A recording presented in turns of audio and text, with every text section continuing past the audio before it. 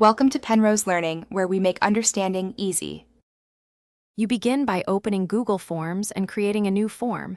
Name it clearly so students and you identify the test. Next, add a concise description that states time limits and scoring rules. Then, enable collect email addresses when you want tracked submissions, and toggle limit to one response if needed. Do this now before adding questions so settings apply consistently. Now add each question type based on what you assess.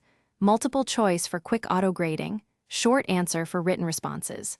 Once a question is in, click Answer key to mark correct responses and set point values. This enables automatic scoring. Also, organize into sections for timed blocks, make questions required as appropriate, and use Go to section based on answer to control branching. Finish by previewing the entire test and enabling quiz settings to release grades automatically or later.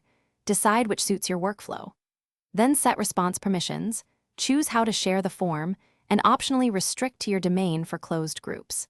If something goes wrong, reopen the answer key to verify correct answers and point values, regrade affected responses, and make sure students refresh or clear cache before retrying the preview.